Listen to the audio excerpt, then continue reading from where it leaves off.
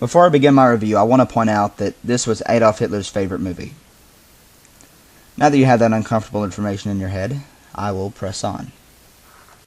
Snow White and the Seven Dwarfs actually wasn't the first animated film ever made, as many people believe, although it was one of the first. Only a couple of full-length animated films have been made up to that point, and those were several years earlier in Europe. So Snow White was the first American full-length animated feature, and the first one was about as good as anyone could have hoped for. Snow White and the Dwarfs continue to be popular figures in pop culture, and after nearly 80 years, Snow White continues to be one of Disney's most recognizable films. And it would be different if Disney didn't make so many great movies after Snow White, but they did. So that's a testament to the film's ability to make an impression on audiences.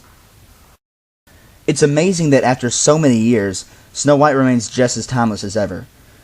Even though there were elements in this film that make it feel a little dated, it still feels more timeless than even some of Disney's more recent works. And I think you could say the same thing about most of the films that Disney made while Walt Disney was overproduction. One thing I was surprised about after seeing Snow White again was how very simple the film is. It's only about 80 minutes long, and Snow White doesn't even meet the dwarfs until the film's halfway point. And not much happens throughout the entire thing. The story is nearly universally known. Snow White's stepmother, the Queen, is obsessed with being the fairest maiden in the land. So she often speaks with the magic mirror so that it can confirm to her that she is indeed the most beautiful woman in the kingdom. However, when the mirror tells her one day that Snow White has surpassed her in beauty, she orders a hunter to take her into the woods and kill her. However, overcome by her beauty, the hunter simply can't do it. He tells Snow White to run away, and she does so, setting off a chain of events that leads to Snow White meeting the Seven Dwarfs. The story is more basic than probably anything Disney's done recently, but it still manages to work. And that's because while neither the plot or the characters are very deep, the film still manages to tell a good story of good versus evil. And sometimes, when done right, these simpler stories stick in our minds more, because we don't have to think about what's happening as much. We only need to relax and let the film take over our imaginations. And getting absorbed into this film was a great experience. And it is an absorbing experience. Because it's so different from today's films, and it didn't require me to think very much, I was able to just sit there and get absorbed into it. And when it was over, I had nearly forgotten that I was watching a movie. Ironically, the thing I just praised this film for being is also probably the film's biggest flaw. It is so simple that not a lot of it truly stands out. Don't get me wrong, the character designs are great, especially Snow White, Dopey, and the Evil Queen's disguise. But from a character standpoint, there isn't anything that interesting about them. There isn't a bad character in the film, but there isn't a very good one either. From a personality standpoint, Snow White and the Queen are nowhere near the top of my list of greatest Disney heroes and villains. Again, they aren't bad, but I found myself caring about Snow White, but not nearly as much as I've cared about some other Disney characters. The simplicity of the story also hurts it a bit, I'm afraid. While very absorbing, the story is so simple that it just doesn't leave a big impression on me. It's a good story, but due to the simplicity of it all, it isn't a film with a lot of rewatchability. Now, I'd be lying if I said that the story wasn't hurt by it being the first animated feature film, but I'm reviewing this film as it stands today, and not how it was in 1937. While the dwarves individually aren't very interesting, they play off each other very well. There's a scene with some pretty good slapstick involving the dwarves right before they meet Snow White, but even though that is good, I've seen better slapstick out of Disney. And yet, despite the simplicity of it all, and despite the fairly weak characters, Snow White is still a very memorable film. The scene where the Queen gives Snow White the apple is one of the most recognizable scenes in all of Disney, and it's very impressive that the animators were able to create such a memorable figure in pop culture on their first attempt.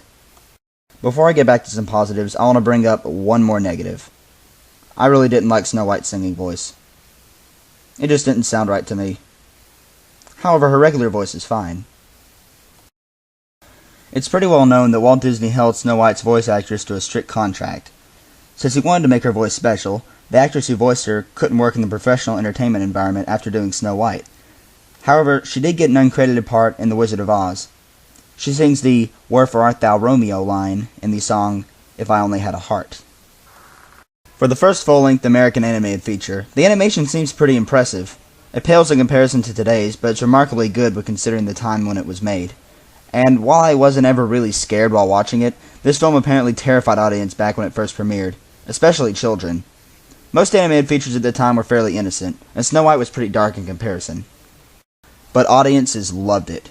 In fact, they loved it so much that it became the highest grossing film of all time during its initial release, and kept that title until Gone with the Wind came onto the scene.